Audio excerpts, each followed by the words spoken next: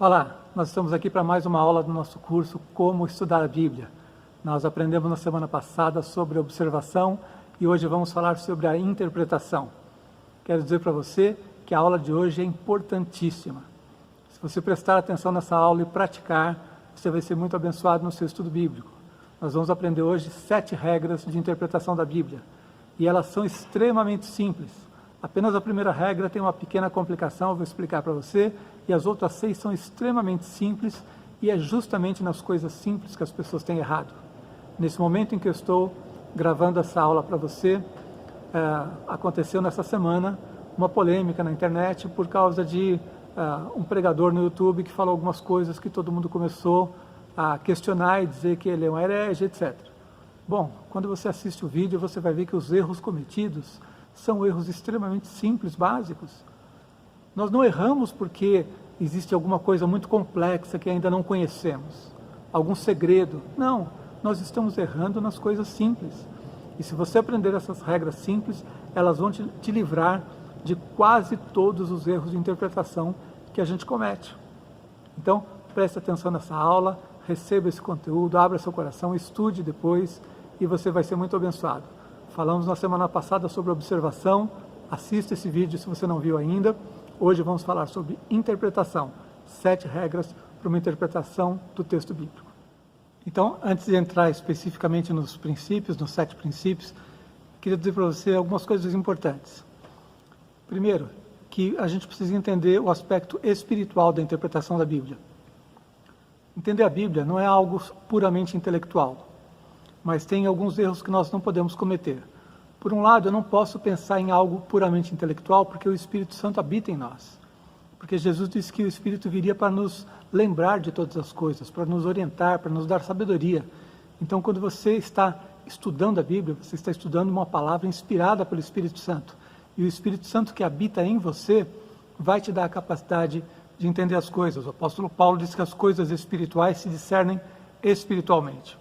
Por outro lado, é importante que na hora de interpretar, você não use da desculpa de uma revelação espiritual para impor uma ideia sua no texto.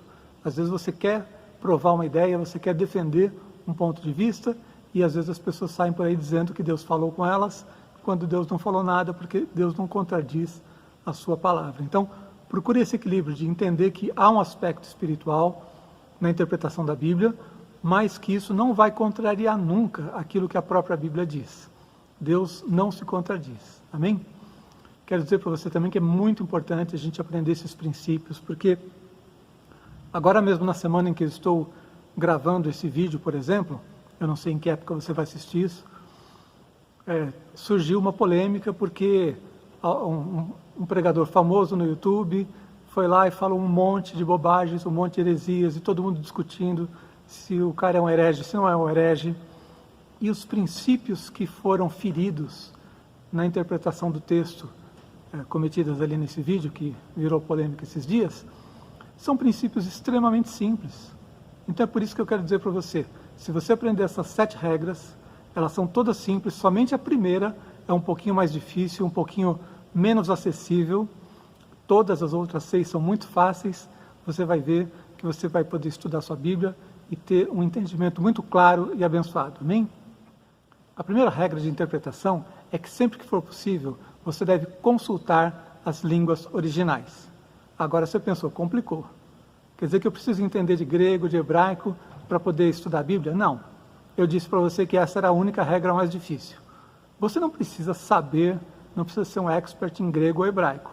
Mas sempre que houver um texto mais difícil, um texto onde há controvérsia, vale a pena você procurar, mesmo que você não tenha conhecimento das línguas originais, do grego, do hebraico, você pode usar uma Bíblia de estudo, um comentário bíblico, talvez o conselho de um pastor, de um líder que conheça um pouco mais a Bíblia do que você, pesquisar, enfim, e descobrir se no texto bíblico original, na língua original, existe alguma definição daquelas palavras que tire as dúvidas, né? Então, eu vou dar um exemplo para você. Efésios 5,18, enchei-vos do Espírito, falando entre vós. Esse texto muitas vezes é interpretado como se ele significasse o batismo no Espírito Santo, aquela experiência única que você tem num momento com Deus. Eu creio que nós temos experiências desse tipo, mas esse texto especificamente, quando você vai consultar o original, você vê que ele significa encher-se diariamente. O texto está no presente do indicativo ativo, indicando uma ação contínua. Então, lá em Efésios 5,18, ele não está dizendo para você receber o batismo no Espírito Santo como uma experiência única. Ele está dizendo que você precisa encher-se todos os dias do Espírito Santo. Então, se existe uma controvérsia em cima desse texto, indo lá no original, você vai descobrir qual a interpretação correta. E há muitos outros textos em que a palavra usada define, ajuda a entender, ajuda a interpretar. Por exemplo, existem seitas que negam a divindade do Espírito Santo. Mas Jesus disse que quando ele subisse aos céus, ele enviaria outro Consolador para estar conosco. Bom, mais uma vez, um pouquinho do conhecimento do grego ajuda, porque no grego existem duas palavras para outro. Existe héteros, que significa outro diferente, como heterossexual, alguém que tem um relacionamento com uma pessoa de outro sexo. E existe uma outra palavra, que é alós, que significa outro do mesmo tipo. Não sei nem se a pronúncia é exatamente essa, mas significa outro do mesmo tipo, outro da mesma essência. Quando Jesus disse assim, vou mandar um outro Consolador, ele está dizendo assim, vou mandar um outro que é igual a mim em essência. Se eu sou Deus, ele é Deus também. Muitas vezes você vai descobrir que conhecer algum detalhe do grego, do hebraico, vai ajudar na sua interpretação. Como eu disse, essa é a regra mais difícil, porque depende de um pouco de conhecimento ou de acesso a materiais de estudo. Mas vamos para as outras e você vai ver que as próximas vão ser muito mais simples. A segunda regra é uma das mais importantes. Ela diz que a Bíblia interpreta a própria Bíblia. A Bíblia interpreta a própria Bíblia. O que significa isso? A Bíblia é um livro inspirado pelo Espírito. Isso está muito claro em diversos textos. E quando eu entendo que a Bíblia é a palavra de Deus, que ela é inspirada, eu sei que ela não vai se contradizer. Por isso, quando eu tenho uma dúvida sobre um texto, eu preciso consultar o que a Bíblia diz sobre aquele assunto em outros lugares para ter a interpretação correta. Então, quando eu comparo um texto da Bíblia com outro, eu vou descobrir se eu entendi correto. Então, digamos que você, no estudo bíblico, está lá no Velho Testamento e vê, de alguma maneira lá, textos falando sobre vingança. E você pensa assim, então quer dizer que Deus aprova a vingança. Vou poder me vingar e vou chegar lá e vou tomar uma atitude. Mas você compara isso com o restante da Bíblia e você vai descobrir Jesus, por exemplo, dizendo que você precisa orar pelos seus inimigos, amar os seus inimigos. Então, comparando a Bíblia com a própria Bíblia, comparando os textos, observando como os textos se desenvolvem ao longo do tempo, você vai entender que aquela sua interpretação está errada. Então, sempre que uma interpretação, o entendimento de um texto sugerir algo estranho, algo que não parece de acordo com o caráter de Deus, compare com o restante da Bíblia, compare com outros textos, porque a Bíblia não se contradiz. Há algum tempo, por exemplo, em Curitiba, se eu não me engano, um pastor começou a pregar que quando você se convertia, você não pecava mais. Porque ele entendeu por um versículo de 1 João que aquele que se converte nunca mais peca. Obviamente, esse ensino está errado. Basta você comparar com o restante das Escrituras e no próprio livro de 1 João diz que se alguém pecar, temos um advogado diante do Pai. Se o texto está dizendo que nós precisamos de um advogado quando pecamos, é porque de fato o pecado ainda existe nas nossas vidas. Então, bastava comparar com o que outros textos dizem para perceber que aquela interpretação estava errada. Então, a Bíblia interpreta a própria Bíblia. Grande parte das heresias, a polêmica que surgiu essa semana, em torno de um vídeo que foi publicado, fere justamente esse princípio. A pessoa faz interpretações, tem entendimentos do texto que não combinam com o restante da Bíblia, não estão confirmados no restante da Bíblia. Então, essa é uma das regras mais importantes. A Bíblia interpreta a própria Bíblia. Sempre que você tiver dúvida, compare com o que o restante da Bíblia diz, porque aí você vai ter uma visão geral que vai fazer com que você perceba que em algum ponto você entendeu errado. Sempre que nós temos um entendimento de um texto que parece contrariar o que a Bíblia diz, é porque há uma dificuldade nossa de entendimento. E quando você vai então para a totalidade da Bíblia, quando você compara o texto com outros textos que falam sobre a mesma coisa, você vai então descobrir onde é que você estava errando.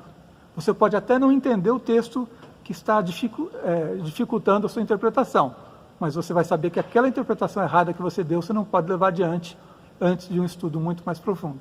Então, compare sempre o que a Bíblia diz com aquilo que a própria Bíblia diz.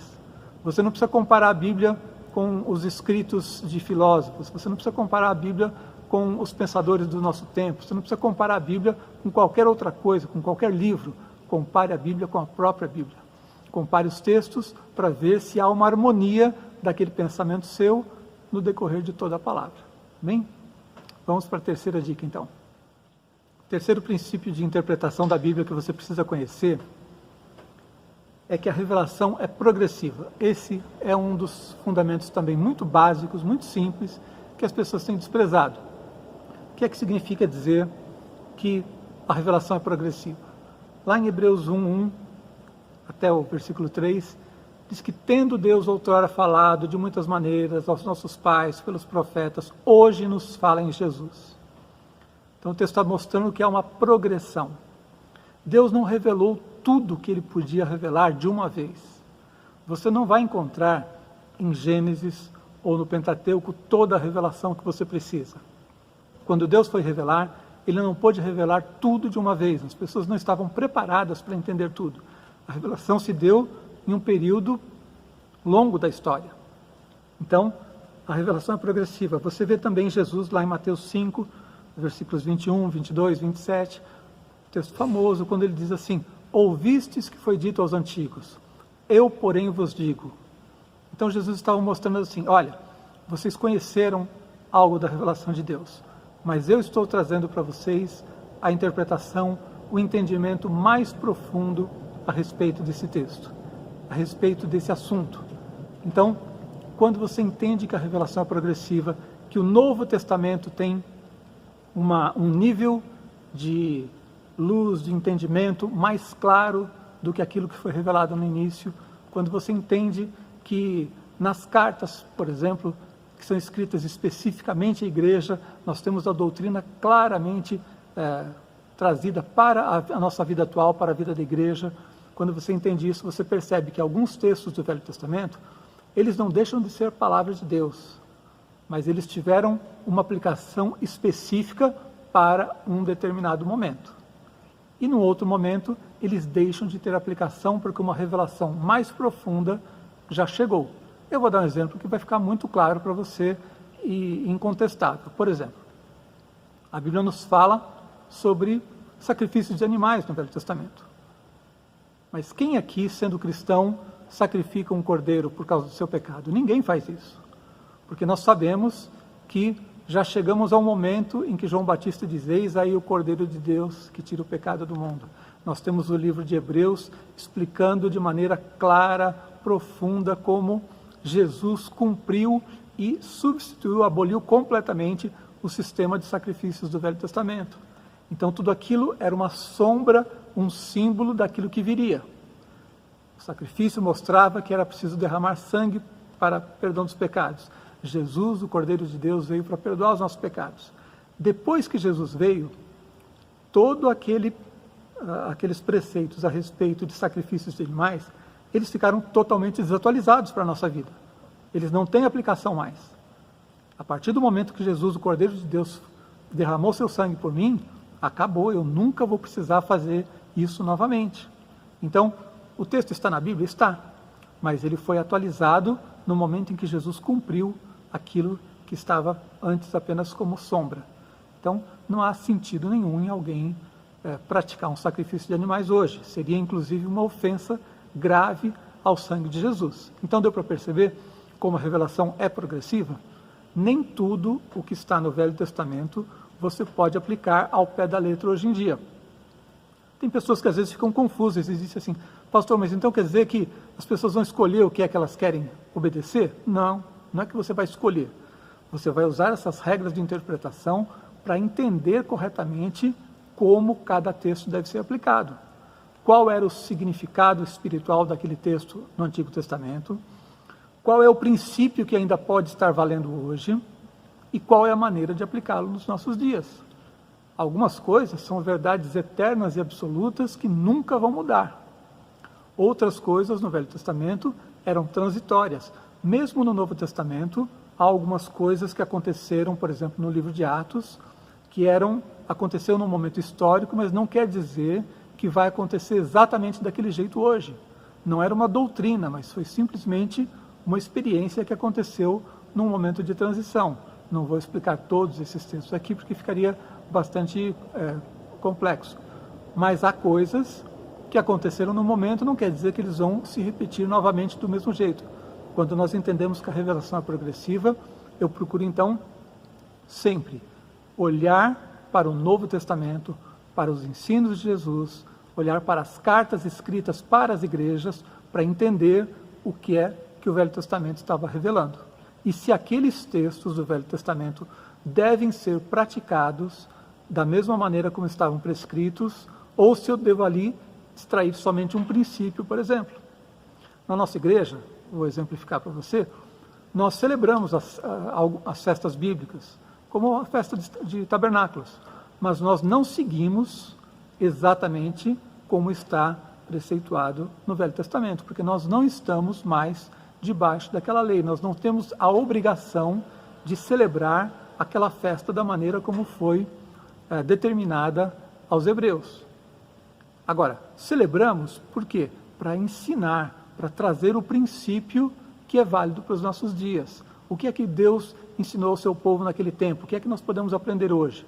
Então a revelação é progressiva. Muitos erros que a gente tem visto nos nossos dias acontecem porque a pessoa pega um texto do Velho Testamento, fora de contexto, um texto que já foi atualizado, um tema que já foi atualizado no Novo Testamento, que não faz mais sentido à luz do sangue de Jesus, e a pessoa às vezes pega aquele texto de uma maneira totalmente descuidada e diz, não, mas está escrito na Bíblia, então nós temos que seguir. Não é verdade. Se você não prestar atenção no fato de que a revelação é progressiva, você vai poder cometer muitos erros. Vou citar mais um exemplo claro para vocês. Algum tempo atrás, uma igreja tinha o hábito de colocar um nome, um tema para cada ano. Então, um desses anos era o ano de Abraão. E eles passaram o ano inteiro fazendo uma oração, declarando uma bênção sobre a vida das pessoas, que assim como Abraão foi abençoado, eles seriam abençoados também. Até aí, tudo bem. Acontece que num dado momento, essa oração que eles faziam todos os dias, eles diziam assim, que sejam abençoados todos os que me abençoarem, e amaldiçoados todos os que me amaldiçoarem. E durante todo o ano, ninguém percebeu que essa oração estava errada, porque eles pegaram um texto do Velho Testamento, um texto de uma bênção que Deus proferiu sobre Abraão, e acharam que eles podiam dizer que quem me abençoar será abençoado e quem me amaldiçoar será amaldiçoado. Por que é que eles não poderiam fazer isso? Simplesmente porque na Nova Aliança nós temos uma revelação mais profunda. Na Nova Aliança nós temos Jesus ensinando que nós precisamos amar os nossos inimigos, precisamos orar pelos nossos inimigos, abençoar os que nos perseguem. Então um discípulo de Jesus, vivendo na Nova Aliança, não pode pegar um texto lá do Velho Testamento para dizer que está liberado para amaldiçoar as outras pessoas. Esse é um exemplo de como a revelação é progressiva e não entender isso, não prestar atenção nisso, pode trazer sérios problemas. E como eu disse para você, os erros que nós cometemos são erros simples, comuns, banais. Não é preciso aprender coisas muito complicadas para entender a Bíblia. Basta seguir uma regra simples como essa e, infelizmente, o pessoal naquele momento, aquela igreja, ninguém percebeu que estavam ensinando o povo a orar de uma maneira errada. Então, guarde isso na sua mente, no seu coração, a revelação é progressiva. O Novo Testamento vai me dar a interpretação do Velho Testamento, e não o contrário.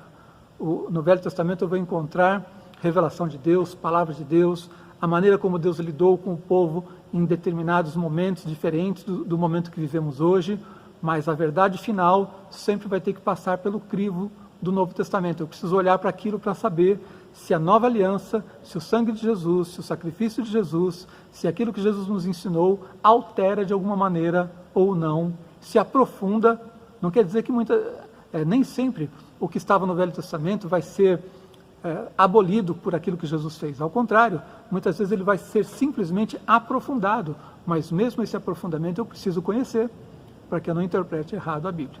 Amém? A quarta dica de hoje para você é que você sempre deve interpretar a passagem mais difícil pela mais fácil. Ora, isso é algo tão óbvio que eu não deveria nem ter que ensinar isso. Mas, de fato, muita gente faz confusão por causa disso. O que acontece? Alguns textos na Bíblia serão de interpretação mais difícil. Eventualmente, de acordo com o nível de conhecimento que você tem, você vai chegar num texto que você vai dizer, não estou entendendo. Quando você não entende um texto, o que é que você faz? Deixa ele no cantinho e vai procurar orientação, vai procurar conhecimento sobre ele. E se você tiver um texto mais claro sobre aquele assunto, que deixa clara qual é a interpretação correta, o texto claro é que deve interpretar o texto confuso. Não que o texto seja confuso, o texto mais difícil de interpretação. Então, tem gente que faz o contrário. Por incrível que pareça, algumas pessoas fazem o contrário.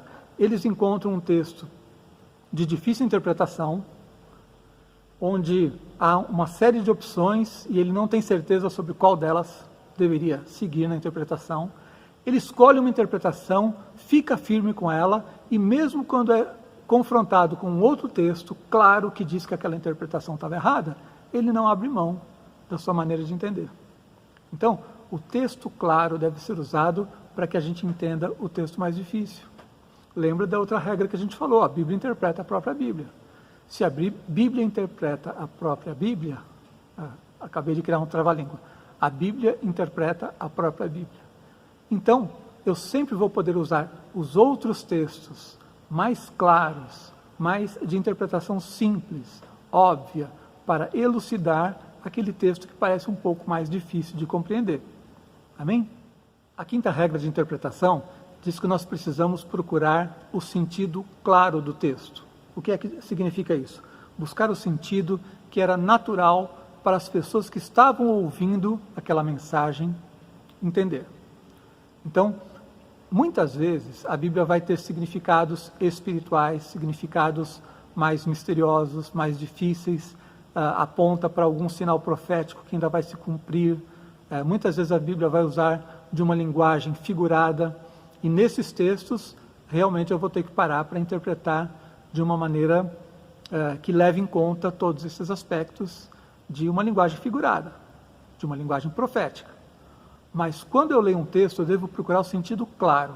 O que é que esse texto significava para quem estava ouvindo?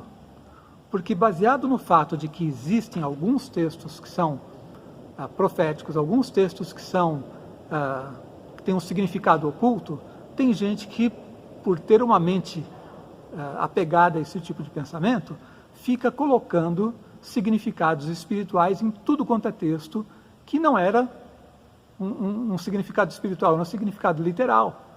Então, quando Jesus está ensinando a amar, é amar, ponto. Quando Jesus diz para você perdoar, é para perdoar e ponto. Quando Paulo diz lá, aquele que roubava não roube mais, é para parar de roubar e ponto. Não há nenhuma interpretação complicada ali, é o sentido natural. O que é que as pessoas entendiam? As parábolas de Jesus, muita gente pega uma parábola de Jesus, onde ele está ensinando um princípio moral, um princípio ético simples, claro, que todo mundo está entendendo, e fica tentando colocar nessa parábola um significado oculto, espiritual, supostamente uma revelação que eu tive, que Deus me deu. Tenha muito cuidado com isso. É possível que a gente entenda uma verdade espiritual que nem todo mundo entendeu, claro. Muitas vezes um pastor, um líder, um pregador, um escritor vai descobrir algo no texto que nem todo mundo está vendo. Mas tenha cuidado quando você acha que viu alguma coisa que ninguém está vendo. Se você viu algo que ninguém está vendo, você deve desconfiar de si mesmo. Você deve pensar assim, será que só eu estou entendendo as coisas? Será que ninguém mais entendeu e só eu estou percebendo essa revelação? Faça essa pergunta a si mesmo.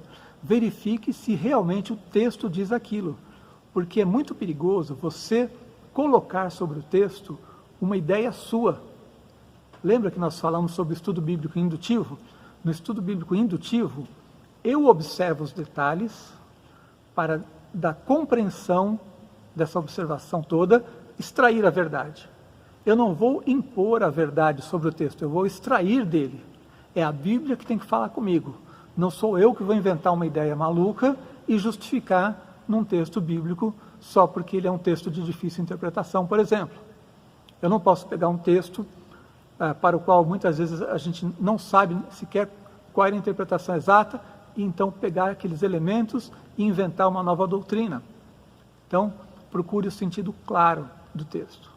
Vou lhe dar um exemplo.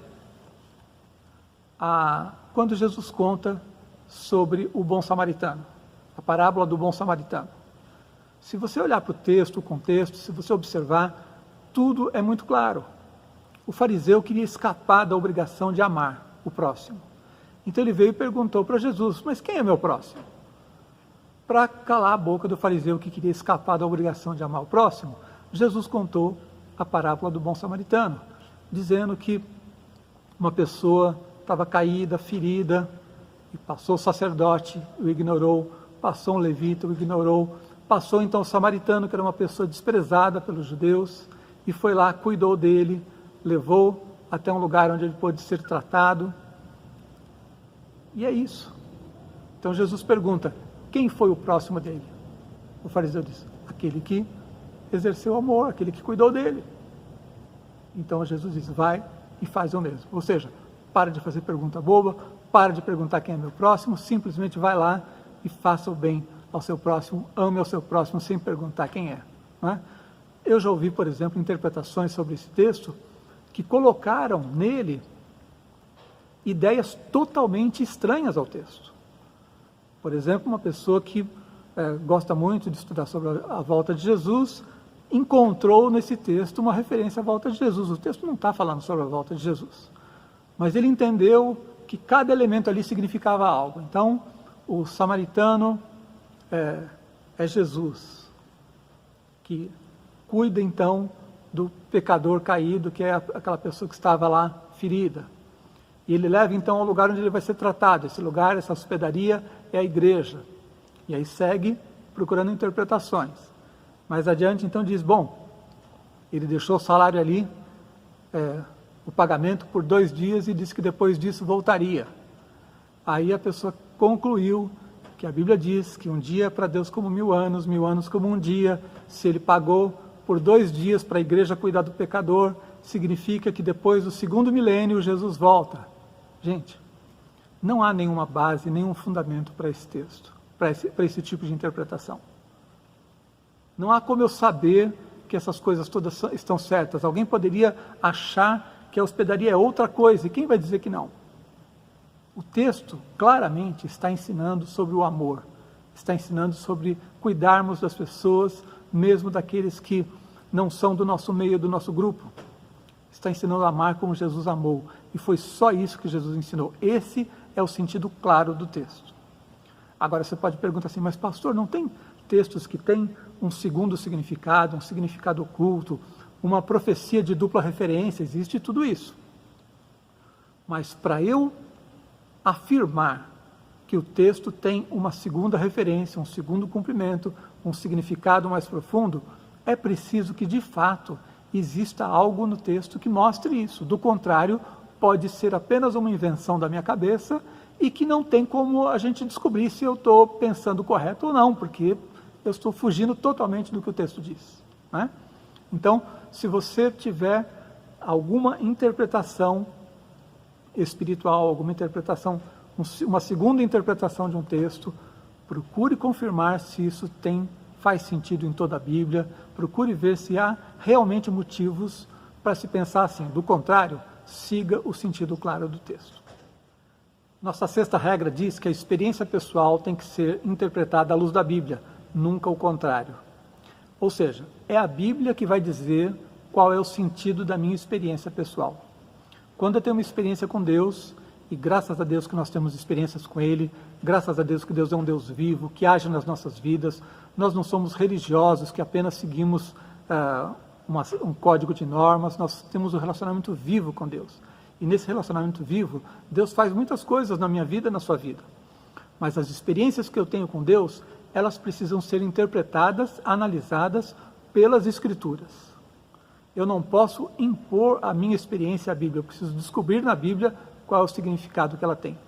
Então, por exemplo, no movimento pentecostal, existem muitas histórias de pessoas que tiveram uma determinada experiência e acharam que aquilo ali tinha que ser o padrão, e começaram então a replicar aquilo, porque um dia Deus fez assim, então isso está certo. Se um dia aconteceu isso na minha vida, então esse é o padrão. Então guarde bem essa regra, a experiência pessoal tem que ser analisada à luz da Escritura. É a Bíblia quem vai dizer se a minha experiência foi correta ou não, se a minha experiência é um padrão para as outras pessoas ou não, ou se aquilo foi algo que Deus apenas falou comigo. Enfim, se algo não está correto, a Bíblia vai me mostrar, mas nunca posso impor a minha experiência sobre a Bíblia. A Bíblia tem autoridade para julgar as nossas experiências. Amém? Nossa sétima e última regra de interpretação é muito simples. Você precisa interpretar levando em conta o estilo literário do autor. O que isso significa? A Bíblia tem vários tipos de estilo. Ela foi escrita em um período de aproximadamente 1500 anos. Foi escrita por pessoas de épocas diferentes, em línguas diferentes, culturas diferentes. Então você tem na Bíblia vários tipos de conteúdo literário. Você tem, por exemplo, poesias, como em Salmos, linguagem poética como em Eclesiastes, mesmo Provérbios. Você tem textos que são narrativas, como os textos de 1 Reis, 2 Reis, como o texto de Atos, são narrativas históricas, estão contando algo que aconteceu. Você tem outros textos que são doutrinários, onde um autor está ensinando o que é que realmente Deus quer de nós, qual é o princípio que nós devemos viver. Então, todas essas formas diferentes de literatura têm que ser interpretadas de maneira diferente. Quando você interpreta alguma coisa seguindo os princípios de outra forma literária, vai dar completamente errado. Eu costumo ilustrar para os alunos na classe, quando eu dou essa aula, que quando você pega, por exemplo, um texto em uma carta de amor, a pessoa dizendo assim, eu estou morrendo de saudades. Você sabe que a pessoa não está morrendo. Ela diz, eu estou morrendo de saudades, mas ela não está morrendo. Agora, se você lê essa palavra em um prontuário médico, ou se você vê alguém dizendo assim, o fulano está morrendo, aí ele está morrendo mesmo. Então, uma linguagem poética é uma coisa, uma linguagem científica é outra, né? Nós precisamos levar isso em conta, porque na Bíblia, quando você pega um texto poético e interpreta literalmente, você faz ele dizer algo que ele não estava dizendo. Quando você pega um texto literal e fica querendo escapar da literalidade e colocar um sentido figurado ali, você também está fugindo do que a Bíblia diz. E há muita confusão baseada nesse tipo de entendimento. Você simplesmente não levar em conta qual é o tipo de literatura que você está vendo no momento. Então observe bem, você está vendo um texto histórico, não significa que tudo que está escrito ali Deus aprova. Às vezes a Bíblia está contando algo que aconteceu. Já num texto doutrinário, o que manda fazer é para fazer mesmo. Quando você lê uma carta de Paulo, uma carta de Pedro, aquilo que ele fala é o que é o princípio para a vida da igreja. Quando você lê um texto como Apocalipse, existe tanta linguagem figurada que é preciso realmente interpretar com um conhecimento profundo desse tipo de literatura para poder entender as coisas, né? Eu conversei certa vez com um testemunho de Jeová e ele cometeu o mesmo tipo de erro em 2 lugares diferentes. Ele usou um texto de Eclesiastes, que é um texto poético, e disse que era literal. Quando, para mostrar que ele estava errado, eu peguei um texto de 2 Pedro, que é literal, ele me disse que aquele texto era poético. Então, assim é fácil você confundir as pessoas, assim é fácil você se confundir, assim é fácil você fazer a Bíblia dizer o que você quiser, porque onde o texto era literal, ele interpretou figuradamente, poeticamente. E onde o texto era poético, ele tentou interpretar literalmente. Não é difícil perceber isso. Qualquer um sabe que salmos são poesias, são cânticos, orações. Qualquer um percebe que no livro de Eclesiastes existe uma linguagem poética. Qualquer um percebe que Pedro, quando fala, Judas, quando fala, é uma linguagem clara, direta, não é? Então, preste atenção nesses detalhes. Quando você lê um texto histórico, por exemplo, eu citei isso na outra aula, se o texto diz que alguém mentiu, não quer dizer que Deus esteja aprovando a mentira. O texto está contando um fato histórico, fulano mentiu, mas não quer dizer que você deva mentir. É um texto histórico, apenas contando, relatando algo que aconteceu. Agora, quando eu leio um texto doutrinário, é outra coisa. Quando eu leio um texto poético, aí eu preciso entender qual é o significado por trás daquela poesia. Se você prestar atenção no tipo de literatura que você está lidando, vai ficar muito mais claro você compreender essas regras. Amém? Então essas são as 7 regras de interpretação que eu queria trazer para você. E usando todas essas regras, algumas coisas que nós já aprendemos na observação, outras que vamos aprender nas próximas aulas, você vai fazer um estudo bíblico muito bem feito. E vamos ter também, nas próximas aulas, alguns exercícios práticos para que fique mais dinâmico, para que você possa estudar junto comigo e assim a gente vai aprender a estudar a Bíblia. Deus te abençoe.